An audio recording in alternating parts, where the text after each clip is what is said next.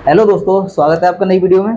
तो जैसा कि आपको बोर्ड पे हेडिंग दिखाई दे रही है कक्षा 10 के महत्वपूर्ण प्रश्न। आज हम कक्षा 10 के बहुविकल्पीय प्रश्न जैसे बन सकते हैं पेपर में, जिन पर आधारित प्रश्न आ सकते हैं पेपर में, उनको सॉल्व कराने जा रहे हैं। तो उस श्रृंखला में सबसे पहला सवाल है हमारा, सहअभाज्य संख्या का युग्म है। तो सहअभाज्य संख्या क्या होती है, सबसे पहले उसी को समझ लेंगे। देखो, ये दोनों में कॉमन आ रहा है फैक्टर एक, 7 का पहाड़ा इसमें पढ़ेंगे, 7 दूनी 14, 7 पंजे 35। तो ये सहअभाज्य संख्या नहीं होगी। ठीक है। दूसरा, ये देखेंगे यहाँ पे 2 से कट जाएगा 16 दूनी 32 और ये कट जाएगा 31 दूनी 62। तो ये भी, इसमें भी एक कॉमन फैक्टर आ रहा है, तो ये भी सहभाज्य संख्या नहीं होगी। 31 एकन 31, 31 तिया 93, तो ये भी सहभाज्य संख्या नहीं होगी क्योंकि इनमें भी कॉमन फैक्टर है। तो इसके बाद 18 और 25, 18 कोई से पहाड़े में आ रही है, जिस पहाड़े में 18 आ रही है उस पहाड़े में 25 नहीं आता है, तो ये संख्या हमारी सहअभाज्य संख्या होगी। अर्थात 18 और 25 जो होगी वो हमारी सहअभाज्य संख्या का युग्म होगा। इस बात का विशेष ध्यान रखना है कि सहअभाज्य संख्या क्या होती है कि एक के फैक्टर दूसरे में ना मिले। जैसे 2 और 3 जो है वो सहअभाज्य संख्या है, ये इसके पहाड़े में नहीं आएगी ना इसके पहाड़े में ये आएगा। इसी तरीके से 8 लिखा है यहाँ पे और 5 लिखा है, ये भी क्या है, सहअभाज्य संख्या है। इसी तरीके से यहाँ पे लिख दिया 12 और 13, ये भी क्या है, सहअभाज्य संख्या है। यानी कॉमन फैक्टर नहीं मिलने चाहिए, वो संख्या हमारी क्या कहलाती है, सहअभाज्य संख्या कहलाती है, को प्राइम नंबर कहलाती है। ठीक है। जो सवाल है वो बहुत ज्यादा इंपॉर्टेंट है। क्या है, किसी धनात्मक पूर्णांक p के लिए प्रत्येक धनात्मक विषम पूर्णांक के रूप का होगा।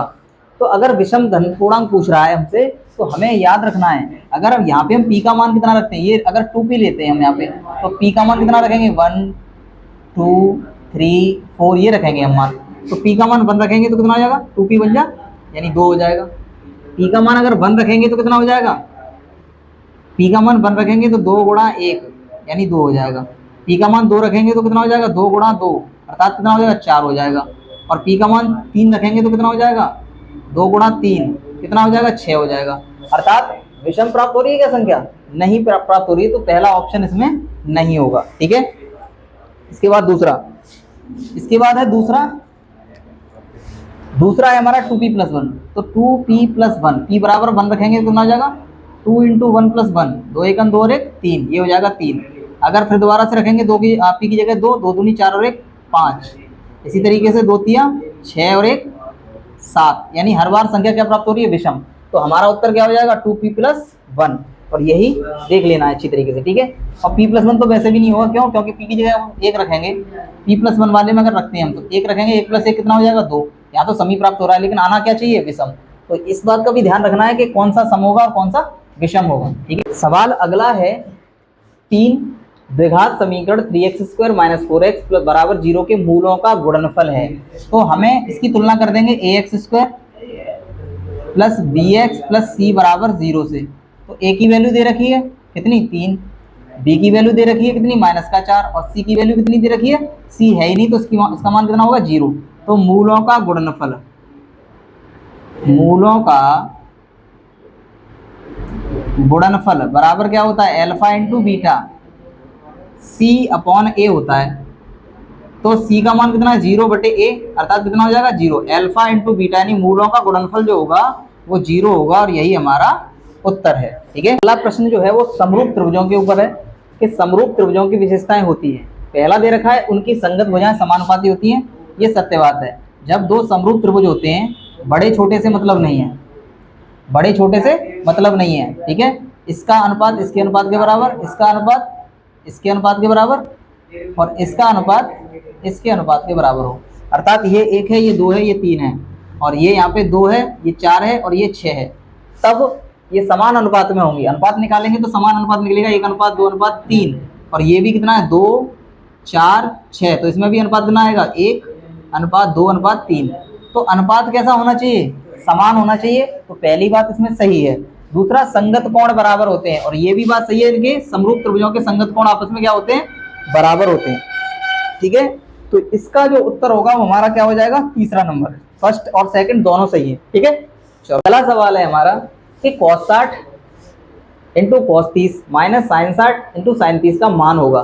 तो इसको हम दो तरीके से करेंगे, एक तो इसको वैल्यू पुट करके, और दूसरा डायरेक्ट कर देंगे। देखो डायरेक्ट क्या होगा कि cos a cos b - sin a sin b, formula होता है cos a माइनस वो a + b का, cos a + b का फॉर्मूला होता है क्या, कि cos a × cos b - sin a into sine B.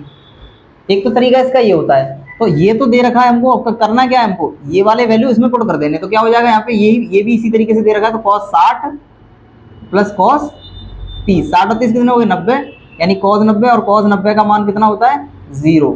तो ये चाहे तो हम इस फॉर्मूले से कर सकते हैं, और अगर इस फॉर्मूले से नहीं करना चाहते हैं, एक आंसर तो यही है। अगर इस फॉर्मूले से नहीं करना चाहते हैं तो दूसरा क्या है, डायरेक्ट इसकी वैल्यू रखेंगे। सवाल क्या है हमारा, cos 60 cos 30 माइनस साइन 60 और ये साइन 30। इसमें क्या करेंगे, cos 60 की वैल्यू रखेंगे तो 1/2, cos 30 का मान √ 3/2 माइनस साइन 60 का मान √ 3/2 और साइन 30 का मान 1/2। यहाँ पे हो जाएगा √ 3/2, 2 दूनी 4 और √ 3 का वन में √ 3 और 2 दूनी 4। इस पूरे से ये पूरा कैंसिल, कितना आ जाएगा 0। दूसरा तरीका हमारा ये रहा, इससे चाहे तो इससे कर लें और इससे चाहे तो इससे कर लें, कोई सा मेथड जो आपको पसंद आ रहा है उससे कर सकते हैं। ठीक है, आगे सवाल है हमारा छठा। दो बिंदुओं के निर्देशांक दे रखे हैं -8, 0 तथा 0, -8। इन बिंदुओं से बने रेखाखंड के मध्य बिंदु के निर्देशांक हमें निकालने हैं। तो बिंदु क्या दे रखे हैं, -8, 0 और दूसरा दे रखा है 0, -8। इसको मान लेंगे हम x1, इसे मान लेंगे y1, इसको मान लेंगे x2, इसे मान लेंगे y2। तो दो बिंदुओं के मध्य बिंदु के निर्देशांक, मध्य बिंदु के निर्देशांक फॉर्मूला होता है हमारा x1 + x2/2, y1 + y2/2। ठीक है, वैल्यू पुट करेंगे तो -8 + 0/0, 2 और यहाँ पे 0 प्लस -8 और बटे में 2, -8 बचेगा यहाँ पे 2 और ये हो जाएगा -8/2। 2 से 4 बार कट जाएगा ये, और ये भी 2 से 4 बार कट जाएगा। तो कितना आ जाएगा, -4, -4। यही हमारे मध्य बिंदु के निर्देशांक होंगे और यही हमारा उत्तर है। तो सवाल नंबर 7 है हमारा, 2 cos 3θ = 1। तो थीटा का मान क्या होगा, तो ध्यान देंगे जरा।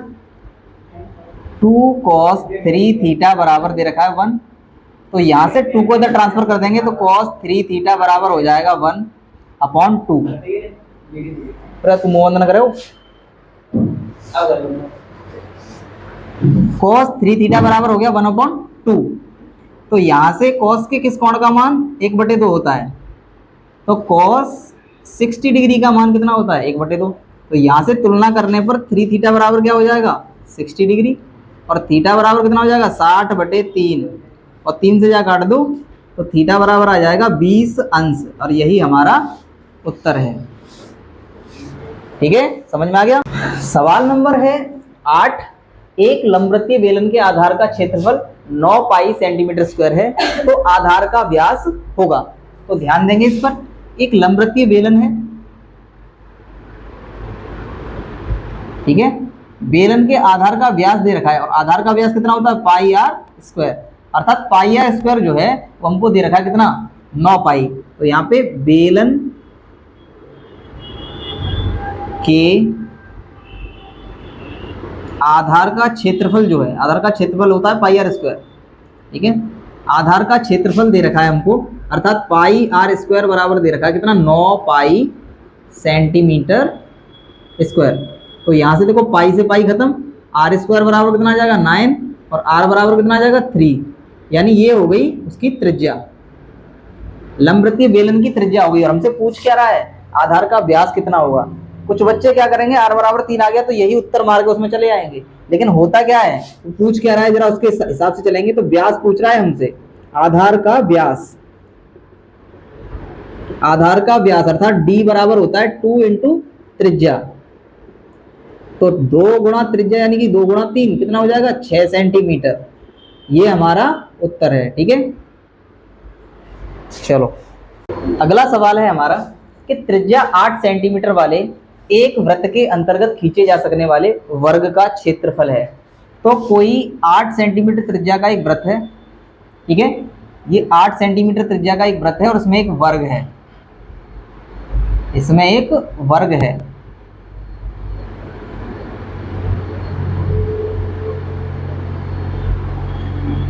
ठीक है। इस वर्ग को नाम दे दिया हमने ए बी सी और डी।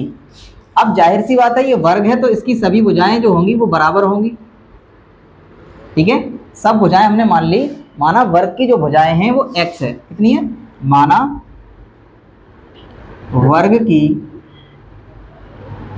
भुजा बराबर x मीटर है, तो इसका क्षेत्रफल कितना हो जाएगा, वर्ग का क्षेत्रफल बराबर हो जाएगा एक्स स्क्वायर, यानी भुजा स्क्वायर होता है। तो बस अब हमें क्या करना है, इस वाले कोने को इस केंद्र से मिला दिया और इसको मिला दिया इससे, अर्थात ये भी 8 सेंटीमीटर और ये भी 8 सेंटीमीटर, टोटल मिला के कितनी हो जाएगी 16 सेंटीमीटर। ये इसका हो जाएगा व्यास। ठीक है, अब हमें करना क्या है, हमें निकालना है वर्ग का क्षेत्रफल। तो वर्ग का क्षेत्रफल निकालने के लिए दिख रहा है हमको यहाँ पे ये जो है ये 90 डिग्री, अब ये बन गया एक समकोण त्रिभुज। तो यहाँ पे त्रिभुज बी सी डी में, यानी समकोण त्रिभुज है, समकोण त्रिभुज बी सी डी में अगर हम पाइथागोरस प्रमेय यूज करें, पाइथागोरस प्रमेय से, पाइथागोरस प्रमेय क्या होती है, कर्ण का वर्ग शेष दो भुजाओं के वर्गों के योगफल के बराबर होता है। तो यहाँ पे क्या हो जाएगा, बी डी का स्क्वायर बराबर बी सी का स्क्वायर प्लस सी डी का स्क्वायर। बी सी और सी डी दोनों का मान कितना है, एक्स है, और उनका भी स्क्वायर हो जाएगा। और बी डी का स्क्वायर यानी 8 और 8 16 का होल स्क्वायर, 16 16 हमारे हो गए 256, और ये हो गया हमारा 2x स्क्वायर। यहाँ से x स्क्वायर की वैल्यू निकालें तो 256/2 यानी कि 128। ठीक है, तो x बराबर कितना हो गया हमारा, x स्क्वायर बराबर कितना हो गया 128, और यही वर्ग का क्षेत्रफल है, वर्ग सेंटीमीटर। वर्ग का क्षेत्रफल होता क्या है, एक्स स्क्वायर का मान ही चाहिए था हमें, डायरेक्ट निकला है यहाँ पे। ठीक है, तो यही इसका उत्तर है। अगला सवाल जो है 10 नंबर हमारा कि 1 से 15 के बीच सम संख्याओं का समांतर माध्य होगा। तो 1 से 15 के बीच सम संख्याएं कौन सी होंगी, 2 होगी, 4 6 8 10 12 और 14। समांतर माध्य x बार बराबर होता है कुल पदों का योग बटे कुल पदों की संख्या, 1 2 3 4 5 6 7। तो x बार बराबर, यानी समांतर माध्य x बार बराबर 4 2 6 6 12 और 8 20 10 20 10 30 30 12 32 और 14 56 बटे में 7, तो 7 8 56, यानी x बार बराबर जो हमारा समांतर माध्य आया वो कितना आया, 8 आया। ठीक है, और यही हमारा उत्तर है। ठीक है, अगला सवाल जो है हमारा, यदि द्विघात समीकरण 3x² - 6x + k बराबर 0 के मूल समान हो तो k का मान होगा। तो सबसे पहले हम ये जो समीकरण दिया है 3x² माइनस का 6x और प्लस k बराबर 0, इसकी तुलना जो है वो किससे कर देंगे, ax² + bx + c बराबर 0 से करेंगे। तो a का मान कितना आ जाएगा, a बराबर आ जाएगा 3, b बराबर आ जाएगा -6 और c बराबर आ जाएगा k। अब मूल बराबर होने पर प्रतिबंध, मूल समान या बराबर होने पर प्रतिबंध, समान होने पर प्रतिबंध क्या होता है, d बराबर होता है हमारा 0, और d का मान कितना होता है, d विविक्तकर होता है b² - 4ac बराबर कितना हो जाएगा 0। b की वैल्यू दे रखी है -6, उसका भी होल स्क्वायर -4 × a का मान दिया है 3 और c का मान दिया है k बराबर कितना हो जाएगा 0। 6 का स्क्वायर कितना हो जाएगा 36 और 4 × 12 -12k बराबर 0। 12k को उधर साइड ले जाएंगे तो 12k हो जाएंगी प्लस k, और बचेगा कितना इधर 36, तो k बराबर हो जाएगा 36/12 और 12 × 36 यानी k बराबर आ जाएगा 3, और यही हमारा उत्तर है। ठीक है, इस तरीके का सवाल भी आपके पेपर में पूछा जा सकता है। आगे अगला सवाल जो है बहुविकल्पी के रूप में आ सकता है आपके में, 10 12 15 10 23 32 17 10 13 15 और 25 का बहुलक ज्ञात कीजिए। तो बहुलक बहुत इजी क्वेश्चन है, कुछ नहीं करना, हमें केवल और केवल ये पता लगाना है कि इसमें संख्या जो सबसे ज्यादा बार आई है वही इसका बहुलक होगा। तो सबसे ज्यादा बार कौन आया, 10 ही आया, 1 2 3, 10 जो है वो 3 बार आया है, तो इसका बहुलक जो होगा वो कितना हो जाएगा, बहुलक बराबर आ जाएगा 10, और यही हमारा उत्तर है। इस तरीके का एक सवाल तो आपके पेपर में आना है ही। ठीक है, अगला प्रश्न है आपके सामने, बिंदु -6, 8 की मूल बिंदु से दूरी होगी। तो देखते हैं, मूल बिंदु से दूरी का मैंने एक फॉर्मूला बताया था आपको पिछली वीडियोस में। मूल बिंदु से किसी बिंदु की दूरी d बराबर, डायरेक्टली फॉर्मूला बताया था x square plus y square. अब यहाँ पे x का मान कितना दे रखा है 6 माइनस का, और 8 जो है y का मान है, ठीक है। तो d बराबर कितना हो जाएगा, केवल और केवल वैल्यू पुट करनी है हमें। तो माइनस का 6 का होल स्क्वायर प्लस 8 का स्क्वायर, तो कितना हो जाएगा d बराबर 6 छक्के 36, 8 अट्ठे 64। तो d बराबर हमारा आ जाएगा 36 और 64 कितने हो गए 100, और d बराबर आ जाएगा 10 मात्रक, ठीक है। तो ये हमारी मूल बिंदु से दूरी होगी, ठीक है। चलो अगला, में खड़ी एक कार का 75 मीटर ऊंची मीनार से अवनमन कोण 30 अंश है। मीनार के आधार से कार की दूरी ज्ञात कीजिए। बहुत इजी क्वेश्चन है। एक मीनार है जिसको हमने नाम दे दिया ए बी, और मीनार की जो ऊंचाई है वो कितनी है 75 मीटर है। 75 मीटर ऊंची मीनार है, और मीनार से एक कार है कहीं किसी बिंदु पर, यहाँ पे मान लिया हमने सी बिंदु पर कार खड़ी है। सी बिंदु पर कार खड़ी है तो क्या किया हमने, इसको इससे मिला दिया, और अवनमन कोण हमको दे रखा है। ये अवनमन कोण होता है 30 अंश दे रखा है। जितना अवनमन कोण होता है उतना ही हमारा उन्नयन कोण होता है। ये बात भी हमको ध्यान में रखनी है। तो बस अब क्या करना है, मान लेते हैं यहाँ पे, माना कार से मीनार की दूरी बराबर मान ली हमने x मीटर, ठीक है। यहां से यहां तक की दूरी कितनी मान ली हमने x मीटर। अब समकोण त्रिभुज ए बी सी में, समकोण त्रिभुज ए बी सी में क्या हो जाएगा, tan 30 अंश बराबर ए बी बटे बी सी। tan 30 अंश बराबर लंब बटे आधार हो गया। तो tan 30 का मान कितना था 1/√3 बराबर ए बी का मान 75 मीटर है, और बी सी का मान x मीटर। x हमको ज्ञात करना है, कैची का गुणा कर देंगे तो x का 1 में मल्टीप्लाई हो जाएगा। तो x बराबर कितना हो जाएगा 75/3 मीटर, और यही हमारा उत्तर है, ठीक है।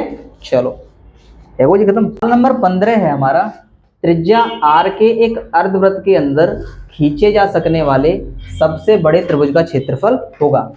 तो अर्धवृत्त है, सबसे पहले एक अर्धवृत्त खींच लेते हैं।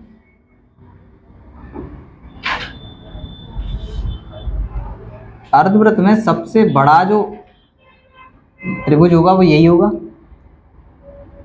ठीक है। ये मान लिया हमने ए, ये मान लिया बी, और ये है सी। ए बी सी त्रिभुज बन गया, इसमें सबसे बड़ा त्रिभुज ए बी सी है। अब ये पॉइंट मान लिया हमने ओ, ठीक है। ये हमारी त्रिज्या है आर यहाँ से यहाँ तक, और ये भी त्रिज्या कितनी है आर यहाँ से यहाँ तक। अब कैसे हम इस त्रिभुज का क्षेत्रफल निकालेंगे, तो कुछ नहीं करना, हमें यहाँ से यहाँ पे लंब गिरा देंगे, ठीक है। यहाँ से यहाँ पे लंब गिरा देंगे, और लंब जो होगा वही ये भी आर त्रिज्या का होगा, यहाँ से यहाँ तक भी ये त्रिज्या है। केंद्र से परिधि तक की दूरी को त्रिज्या कहते हैं। तो अब यहाँ पे इस त्रिभुज का क्षेत्रफल निकल जाएगा, त्रिभुज ए बी सी का क्षेत्रफल। त्रिभुज ए बी सी का क्षेत्रफल फॉर्मूला क्या होता है, 1/2 आधार गुणा ऊंचाई। 1/2 आधार गुणा ऊंचाई। तो 1/2 आधार कितना दिया है, आधार r ये रहा और r ये रहा, कितना हो जाएगा 2r, और ऊंचाई कितनी है वो भी r है। तो r 2 से 2 खत्म हो जाएगा, r का r में मल्टीप्लाई हो जाएगा तो r स्क्वायर। अर्थात त्रिभुज का क्षेत्रफल जो होगा वो कितना होगा, त्रिभुज ए बी सी का क्षेत्रफल वो हो जाएगा हमारा r स्क्वायर, ठीक है। और यही हमारा उत्तर है, ठीक है। चलो तो सवाल नंबर अगला है 16, और 16 नंबर सवाल क्या कह रहा है कि त्रिभुज एबीसी में एडी कोण बीएसी की अर्धक रेखा है। यदि AB बराबर 6 सेंटीमीटर, AC बराबर 5 सेंटीमीटर है, तो BD और CD या DC का अनुपात ज्ञात कीजिए। ऐसे त्रिभुज दिया है, त्रिभुज का नाम है ABC, और ABC में AD भुजा जो है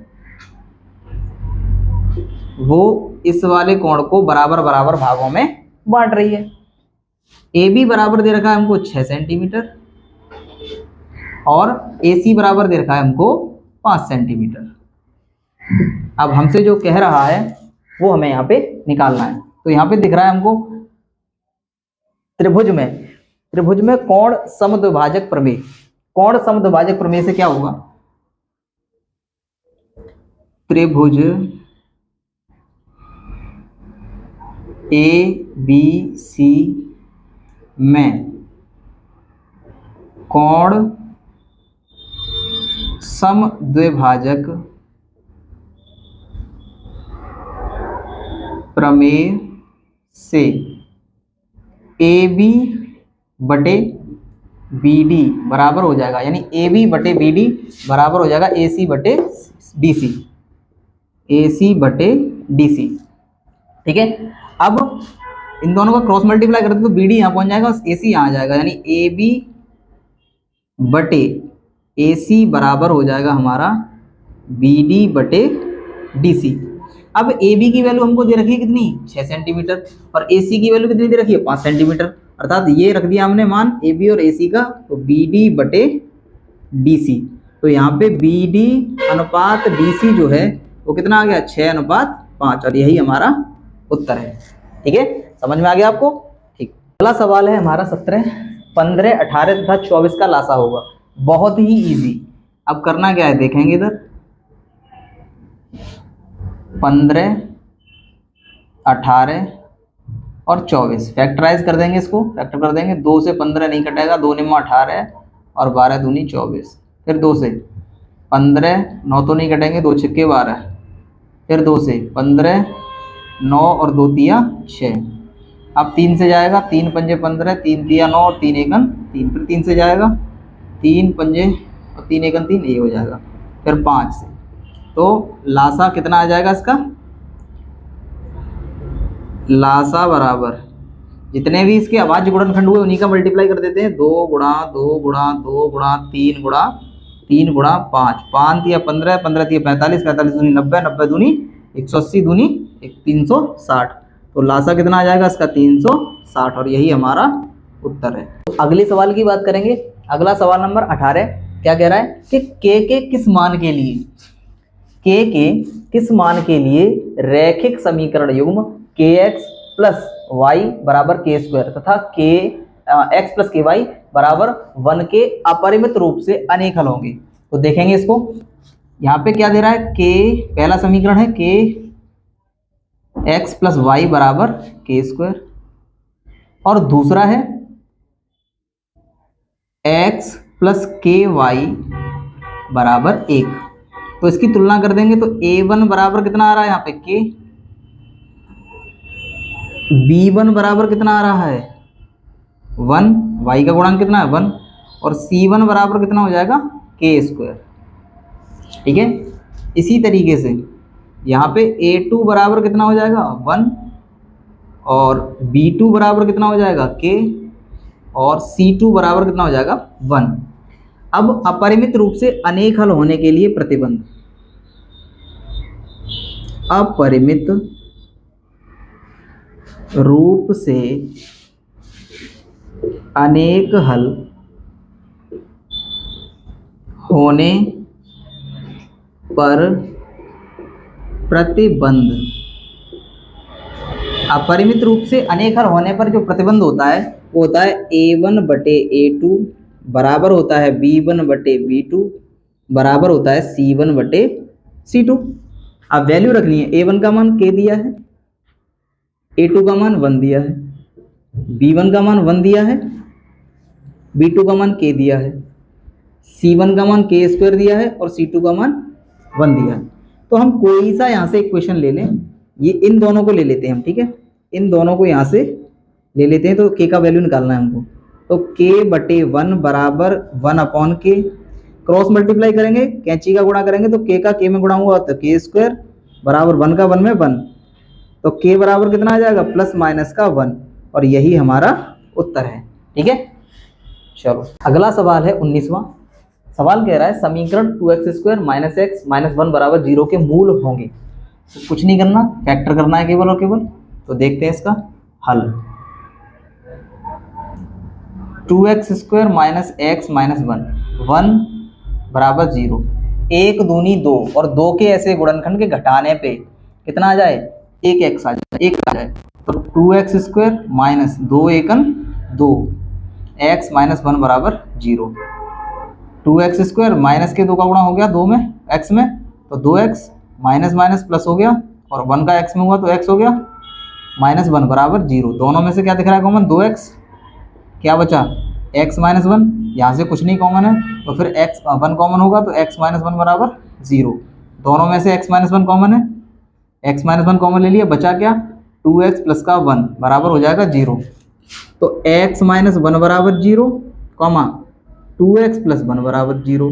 x बराबर कितना आ जाएगा? प्लस का 1, यानी एक मूल तो ये निकल आया, और 2x बराबर माइनस का 1 और x बराबर आ गया माइनस का 1/2।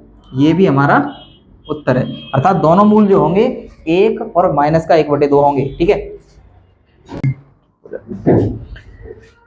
तो सवाल नंबर 20 जो है, जो बोर्ड परीक्षा की दृष्टि से बहुत ज़्यादा महत्वपूर्ण है, उस महत्वपूर्ण प्रश्न के बारे में बात करेंगे। और इस पर आधारित, जरूरी नहीं कि यही सवाल आए, इस पर आधारित ऐसा सवाल बहुविकल्पीय प्रश्न में पूछा जा सकता है। तो स्टार्ट करते हैं, देखते हैं। एक शंकु तथा बेलन की आधार तथा ऊंचाइयां समान हैं, उनके आयतनों का अनुपात होगा। तो सबसे पहले क्या दे रखा है? एक बेलन है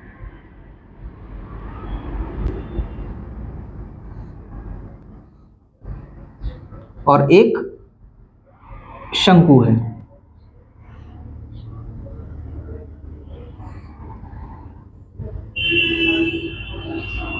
तो इसकी ऊंचाई और आधार दोनों क्या हैं? समान हैं, अर्थात ये h है और ये भी h है, और इसका आधार इतना है πr², इसका आधार भी कितना है? πr²। अब हमसे क्या कह रहा है कि एक शंकु तथा बेलन के आधार तथा ऊंचाइयां समान हैं, उनके आयतनों का अनुपात होगा। तो यहाँ पे शंकु का आयतन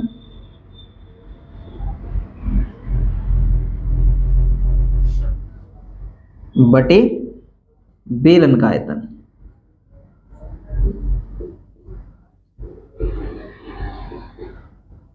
शंकु का आयतन को हमने V1 मान लिया और बेलन के आयतन को हमने V2 मान लिया। ठीक है, तो शंकु का आयतन क्या होता है? 1/3 πr² h अपॉन बेलन का आयतन क्या होता है?